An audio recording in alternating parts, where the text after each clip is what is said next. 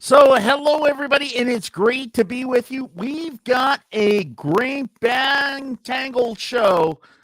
So much news that happened. There's at least an hour or 2 hours of what happened today in the White House alone.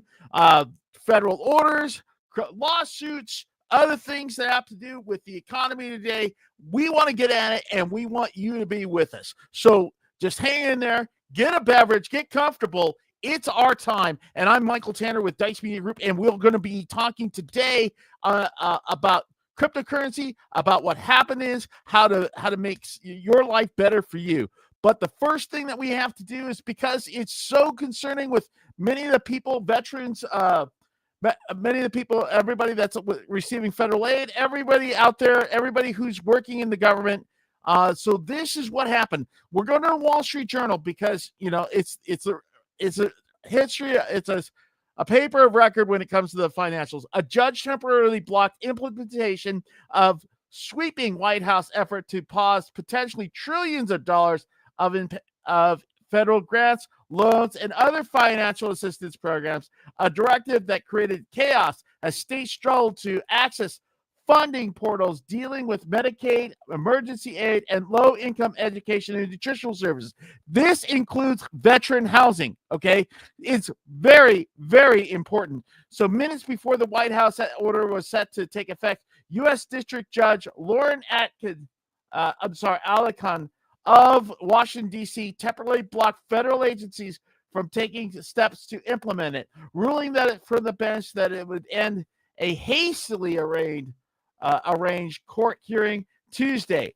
So they call this is called injunctive relief. So let's look at this is the Wall Street Journal, but let's take a look at what CBS News had to say about it. CBS News says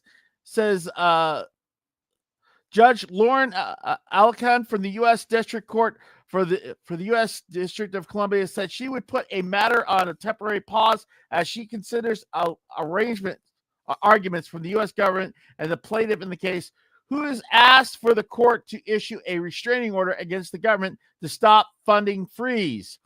So the memo from the U.S. Office of Management and Budget called for a spending freeze on federal assistance by 5 p.m. Tuesday. Hey, wait, it's past the time. It's past our deadline. But don't worry, it's not happening right now. But there are other legal things we're going to be talking about in just a second. So, which could affect everything from aid to nonprofits, universities, small business loans. Yeah, the SBA. They're going after the SBA. And it's hard to get an SBA loan. It's really, really freaking hard, okay? Anyway, and state and local government grants. Alicon paused the enforcement of the directive until at least Monday at 5 p.m. to allow for further litigation. So breathe easy for just a moment, okay? This is called impoundment. It's actually against the law. The president is supposed to execute the laws. The power of the purse resides with the Congress. But the Congress has been ceding more and more of its authority to the president and these agencies for like 50 years. So let's talk about that. So the current stay applies only to programs that federally funded. The issuance of the new funding is not affected by the court action. If enacted, any federal aid freeze could have a wide-ranging implications, with the White House noting that $3 trillion was spent in 2024 on federal assistance programs. So they said, stop it, stop it. They're also doing this. Okay, we are in a global competition with some not nice people. Let's just face it. We'll call it China. Let's pretend that the word is China. Okay. Anyway, so they did this and they said no more federal aid. We're stopping all of it. Okay. The problem is that we are directly competing with China and they're keeping their aid going. Federal aid is the cheapest way to influence people to do what we want to do. It's just the way it is. It's the way the rest of the world works.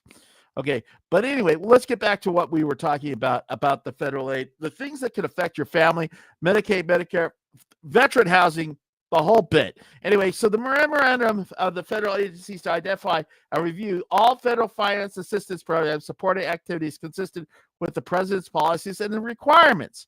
The problem is that the Congress does that. Okay, the use of federal resources to advance the market equality this is a quote. The use of federal resources to advance market equality, transgenderism, and Green New Deal social engineering policies is a waste of taxpayer dollars that does not improve the day-to-day lives of those we serve. The problem is this is directly illegal. The president cannot do it to advance his policy measures. So that's the end of the quote. Day-to-day lives of those we serve, end quote. The White House memo said it would not affect Medicare or Social Security benefits, while Medicaid was initially not considered to be affected. Online Medicaid portals throughout the country were affected on Tuesday. A White House official said Tuesday afternoon that Medicaid portal issues being reported had nothing to do with the funding freeze. That's not true.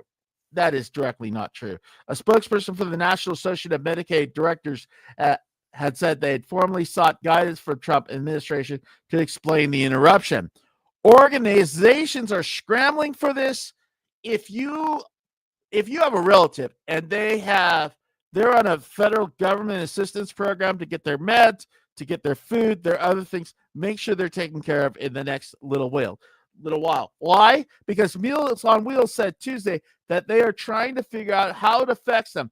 If in fact orders includes the Older Americans Act, this would presumably halt services to millions of vulnerable seniors who have no other means of purchasing or preparing meals. Because if you're locked in, it's really hard sometimes for people to make their own meals. Okay. And you say, well, maybe they should be in home. Well, maybe it's like you got the $6,000, $7,000, $10,000 a month to put them in the home. We'll be talking. Anyway, Diane Young, the president and CEO of National Council of Nonprofits, issued a statement on social media calling for the order, potentially 5-alarm for nonprofits. From pausing research on cures for childhood cancer to closing homeless shelters, halting, we need more of those closed, right? Halting food assistance, reducing safety for domestic violence, and shutting down suicide hotlines. The impact, even a short pause in the funding, could be devastating and cost lives. This is not a game, folks.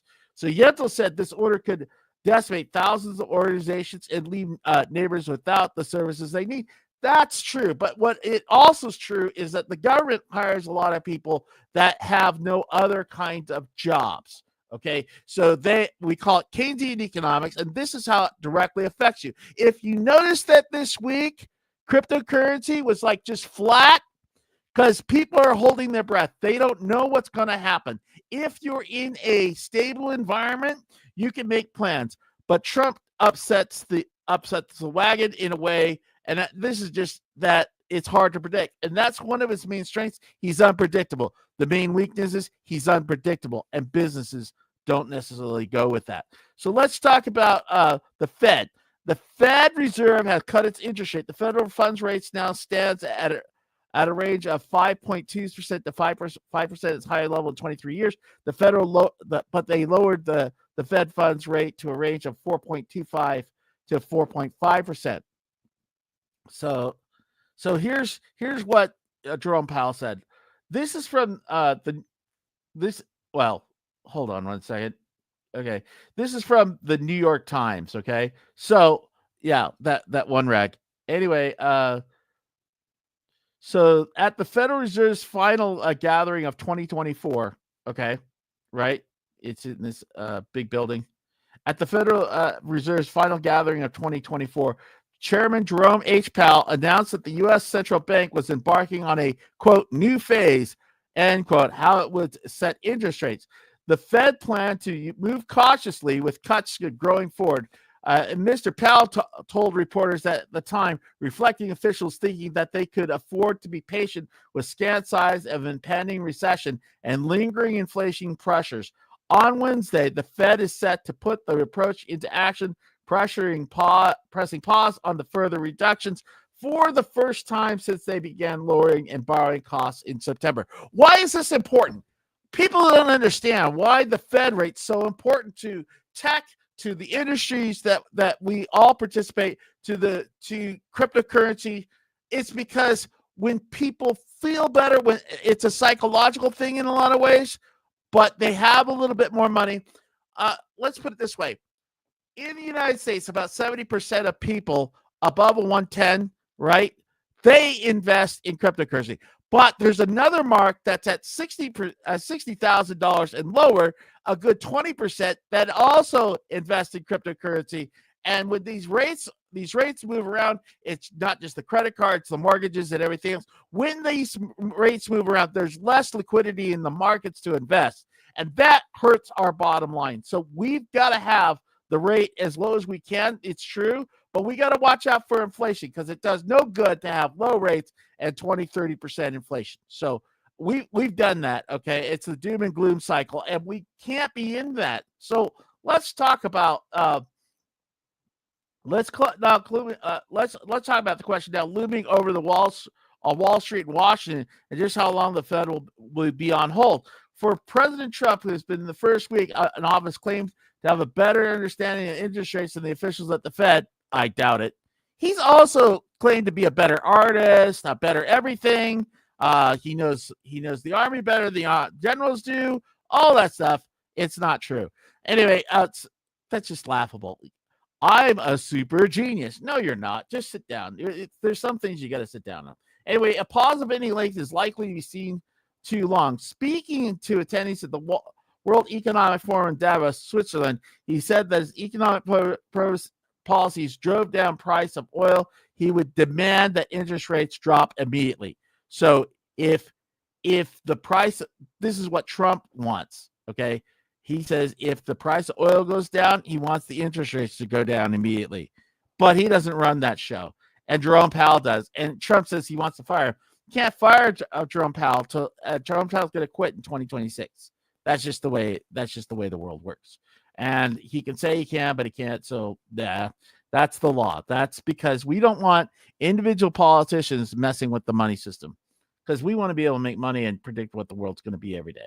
All right. So CoinGecko. So let's look at currency prices at CoinGecko, right? So currently, right, it's sitting at 101 at 101,000, almost 102. Bitcoin and Ethereum and all these things. Well, Ethereum did drop over the 7 days, but really they're going sideways. They're all holding their breath. And a lot of the people that are in the market right now at Bitcoin sit there and go, well, I've been in the market over 155 days, over 160 days. They were in the market when it was at 70. They were in the market when it was at 65. It went up to over 100, almost 110. And they're sitting there going, okay, so what we're going to do is we're going to do something called hodling. Let's just hold on to dear life. And we're going to sit there and hodl for a little while as these other coins move, okay? And so when Bitcoin dips a little bit, it gets a little bit, it goes a little bit below 100. They instantly buy, and it goes up to 100. So there's some computer programming, some computers in there, some bots in there, I'm sure, that are helping that happen. But so let's look at some of these. XRP, which is Ripple. XRP could be going $9, $10, $11 this year, right? It could go bam if it just got the right kind of conditions. Ethereum has moved the least amount for the top 10. Okay, it's moved the least amount. It has the most potential. So what does that do for us? We could sit there and wait, but if you look at the charts back and forth, Ethereum is expensive to buy versus Pulse Chain. XRP is expensive to buy, so we use Pulse Chain because it's less money to go on the way. By the way, we're at 13 after, and it is about our time. This is our time, right? So I got to do a little commercial to pay the rent, and Gib here he was just seeing what's going on. So we're going to pay the rent, and with our sponsor, tcbarter.com, we'll be back in, say, 30 Struggling to manage your business expenses with cash alone? With TC Barter, trade credits are easier to earn than cash, and they help you conserve what matters most. Use your trade credits to access goods and services while keeping your cash for the important things. Whether it's paying taxes, loans, mortgage, utilities, or your team, TC Barter helps you save where it counts. More flexibility, more control, more opportunities for your business to thrive. Download the TC Barter app now and start trading smarter today. Hey, we're back. That's painless. Just hang with me. 39 seconds after a little commercial, you'll get more show. I'll be able to be on the air longer. It'll be amazingly cool. So what else is happening today? So we've got that going on. When people don't get paid, and it threatens teachers and everything else. Poor teachers. I mean, and cops and everything else that he's doing, because these grant programs go for cops. It goes for everything. It's everything. Okay. But it doesn't really touch the budget. You're not being serious about spending when you go after social programs, except for, like, if you're not going to touch Social Security, you're not going to touch Medicaid, and you're not going to touch defense, what's there left? Okay. You got to raise taxes. And he doesn't want to raise taxes. He wants to cut taxes. So who's gonna lose in the fight for taxes? We can talk about that in our political show, but we're just talking about the money right now. So here's the next thing. So let's see. Speaking about people that are cutting. Oh yeah. Nvidia. What happened? Okay. Why did they cut by 17%? Okay. What happened? So if you're not following and you're not awake during the day or whatever, right? The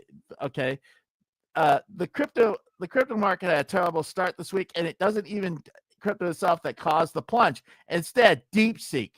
This thing runs on a Mac. You can run this on a Mac. DeepSeek, the drama around the potential disruption from the latest open source artificial intelligence AI model that caused a collapse of the tech and high growth stocks that's correlated to crypto as well. So they thought you need billions of dollars to make one of these. You don't. You just need good programmers. You need people. So necessity is the mother of invention. We cut chips off to China. We cut all this other stuff. But guess what? It's the code. It happened also in the Cold War. We had the better chipset, but the Russians, they had better coders. That's actually what happened. So we're looking at DeepSeek and text drops and the fall of crypto. The reality for crypto investors is that cryptocurrencies trade in a correlated manner with tech growth stocks, not independently. So look at me, okay? I have a tech company, okay? We build apps. We do all kinds of fun things. We build websites. If you want to be part of Dice Media Group's team, great, you can apply. But yeah, we want to see you in Mensa or something. But anyway, but the thing is that today's drop in the market is related to DeepSeek, China's AI firm that released a model that competes with the best open AI models for a fraction of the cost. And they say they made it for $6 million. Some people doubt that, but I'm going to tell you, probably, right? They don't have to pay people the same amount of money. Okay, look, okay. China graduates engineers, like they graduate in one class of engineers, they graduate all the engineers that we have in the United States every single year. Okay. And so that's called competition. They graduate those people. So good to them and good strength to them. Anyway, so the OpenAI, and listen, it's allegedly trained for a fraction of the cost at the best foundational models today. So if DeepSeek models is indeed cheap as they say, it's possible that the investment needed for artificial intelligence data centers will not be as high as projected. You don't need all this great crap. You don't need it. You need a toaster farm, the equivalent of an Amiga toaster farm. Okay, you can do a Beowulf system. It runs on a Mac just fine. You don't need all these. You don't need cooling. You don't need all this other crap. No, and that was going to happen as soon as somebody figured out the code base and started saying, "Hey, I can make some money doing this." If it didn't happen in China, it was going to happen somewhere. Okay, so don't get mad. Okay, so let's talk about risk for COVID. Well, not COVID. Let's talk about. Sorry, I was just at COVID online. I was just reading some stuff. So we're still coming out of COVID with our economics. Anyway, so let's talk about crypto, safe haven or high risk. Is it high risk? Is it really? Okay. Let me put it this way. The risk of you putting something in the bank is that you don't make any money. Actually, you're going to lose against inflation. Okay. That's your risk. But you're going to have it there every morning. All right. unless they keep firing all the bank regulators. Anyway, so they're going to have it every morning. Okay. The problem is that your risk is the utility risk. Okay. So if this is the end of the tech bull run, it may be bad news for crypto. And the last time the market fell sharply in 2022, crypto losses outpaced tech losses by a wide margin. And we're looking at so you had a margin loss on the NASDAQ of 33%, but crypto lost like 64%.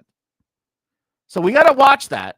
But there's always a way to make some money. It doesn't matter if it goes up and down, but what we hate is the flat line. Flat line is death. Flat line goes, yeah, so that's the flat line of death, and we can't have the flat line of death.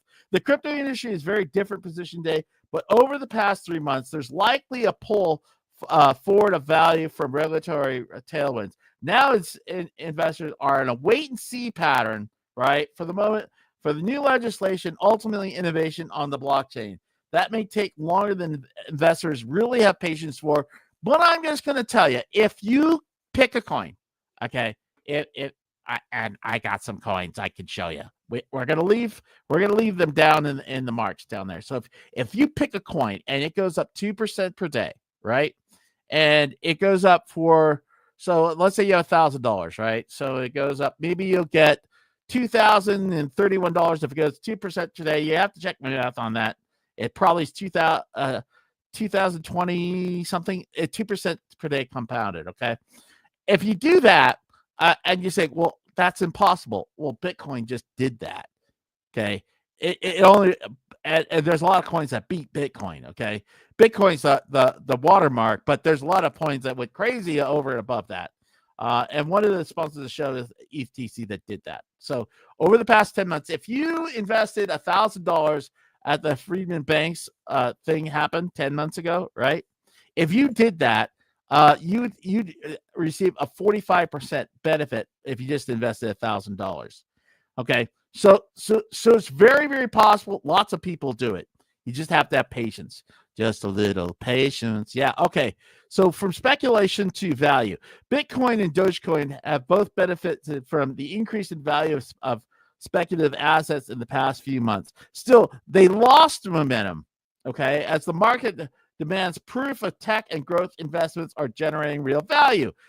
They want to see their money. Show me the money. Okay, so give me the extreme lofty value of the market and the lack of value currently being demonstrated by AI. Market should see a repeat of 2022. It could, but here's the thing. Let's do some reality check. In 2017, there are 3,000 coins. Just check it. You can check it. Now there's millions of coins, right?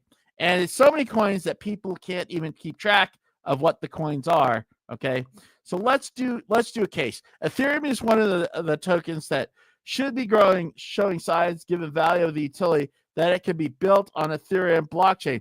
But the recent launch and success of President Donald Trump's meme coin and Solana has investors to question whether the slow speed and high cost of Ethereum is too much to overcome. Is it?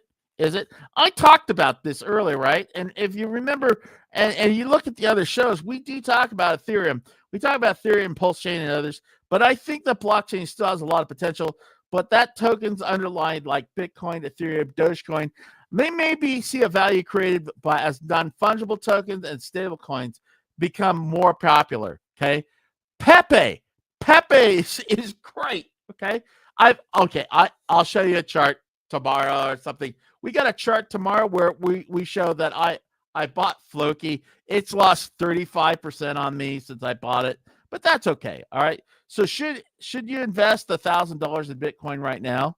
I mean, it's sitting at it could go to 126, but it's a hard bet. And remember, you can buy $10 of Bitcoin. You don't have to buy a whole Bitcoin. Okay, before you buy stock, Bitcoin. Buy stock or stock in a company that holds Bitcoin. Just think about this. The Motley Fool Stock Advisor analyst team just identified what they believe to be the top 10 best primo stocks for investors to buy, and Bitcoin wasn't one of them. The 10 stocks that made the the cut could produce monster returns for the coming years. Consider when NVIDIA made this list in April 15th, 2005, like when it was in 05. So if you invested $1,000 at the time at your recommendations, you'll have $874,000. Yeah. But you'd have to be patient. You can't dip out. You got to buy on the dip, and you got to do the things. You got to protect yourself. Keep your fists up at all times. Kind of protect yourself, okay? But we would like to have that reality, but a lot of people just don't have the patience for it. And also, there's some tax liabilities and other things, okay? And I know some people who made phenomenal amounts of money in the past 6 months. Actually, if you were in cryptocurrency the past 6 months and you just held, right? You didn't have to be a rocket scientist. You just have to hold, and you're going to see your investments just jump and pop. That's just what happened. All right. So if we're looking at the market right now, because I like to flash back and forth, and we're at 25 in. So Bitcoin's still at 101. It's still showing flat. I'm showing red candles everywhere, mostly, but it's not seriously red. It's just a little bit red. We've got wrapped Bitcoin, okay, and wrapped ETH. They're popping a little bit, but it's still negative, okay. And we have SUI. I like SUI, okay. I do. I and Shiba Inu, yeah, we like those. But the guy who's leading Tron right now is a smart guy, and what's going on is we should. I like smart people. I just like smart people. Okay, and sometimes people that just fall backwards into money. Okay, you just got to hang around those guys if you can do it. Okay, and if you can't, okay, that's fine. Watch the show. Here we go, because you're going to need some help. Everybody needs a little bit of help sometime. So let's see what else is going on. So yeah, we did the same thing. White House tells federal worker. Oh yeah, if you're a federal worker and you get a notice that says quit, don't do it. Okay, it's a lie. Okay, so don't do it. Make them fire you. Make them fire you, because what that federal employees have different rules than normal employees, right? So they've got protections. They've got all kinds of things that are back. So the White House Office of Personnel Management sent an email blast Tuesday to federal employees offering them a simple way to quit with pay through September 30th, the most sweeping effort yet by the new Trump administration to shrink the ranks of the federal workforce. It's probably a trick. All right. The email instructed workers to reply with messages saying if they want to resign or would like to take the offer, which expires February 6th. So he's moving pretty quick. Most of the 2.3 million federal workers are eligible for the incentive, according to the White House guidance, which they don't, I don't know, which landed with many employees already were facing return to office mandates and threats of layoffs. They're trying to make it really uncomfortable to work in the federal government for these people. And really, a lot of these people are just, they don't care who the president is. They just, okay, this is the law. I got to do the law. All right. So at this time, we cannot give you full assurance regarding the certainty of your position or agency. Okay. That's just trying to make people feel insecure. But should your position be eliminated, you'll be treated with dignity and you'll be afforded the protections in place for such positions. Reads the email, which is titled Fork in the Road. In kind of an unrelated, guess what? Elon Musk has a fork. He bought some art. Okay. The email blast comes more or less than a day after the White House announced a freeze on federal spending, which plunged the country into confusion and chaos. By the way, just remember, federal court said that we're stopping that. Okay. So just hang on in there. The email blast comes less than a day after the White House announced a freeze on federal spending, which plunged the country into confusion. I live in Utah, and the Republican legislature here doesn't know what they're doing yet, and because they didn't really communicate it. They just do stuff, and then they tell people later. Okay, so this is going to impact food safety, crime prevention, housing assistance programs, among others on the line. And it caps the day of escalating anxiety over the Personnel Management Office's deployment of a new distribution system that sent a test emails to groups of federal workers from generic HR address. Yeah. So anyway, don't go quit your job. Let's put it this way. Don't quit your day job. There's a lot of stuff going on. Okay. By the way, a U.S. storm unplugged Bitcoin miners, dropping hash rate nearly 40%. So since Wednesday, when it has peaked at the hash rate of Bitcoin network has decreased by more than 38.8% as a result of many Americans miners being forced to shut down their operations because of devastating blizzards. Okay. See, it's just like the old thing. If it rains here, it's dry there. Yeah. Anyway, according to the data from the block, the Bitcoin hash rate, the amount of computer power used for mining process transactions decreased by 155.28 exahashes per second on Saturday from 253.88 exahashes on Wednesday. So somebody made some good money that day, and it wasn't me because, I'm not set up for crypto mining right now. I'd like to, but the electricity here is we do the math, and it's like it's 60,000 to 133,000 to get one Bitcoin mined. There's got to be better. There's got to be better ways to do that. If you have a better way, just contact me. Anyway, it's been a blast. But we have to do one more thing before we go. And if you'll just hang there with me for just a minute, and we're just going to do. Running a car dealership requires constant management of inventory and costs. But what if you could trade to save on those expenses? With TC Trading, trade cars or services like maintenance for things you need, like advertising or even cleaning services. This brings new customers to your dealership while preserving cash for more important needs. Trade smart, save cash, and grow your business with TC Trading.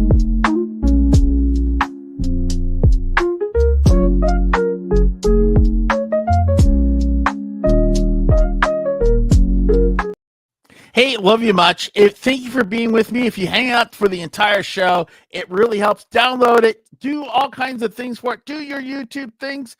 Like, subscribe, share, borrow. Yeah, do all that. See us on Twitter. See us on X. See us on Twitch. We just love to be with you. Be with me every weekday night, Sunday through Thursday. We're going, and we are gone, everybody. Thank you so much.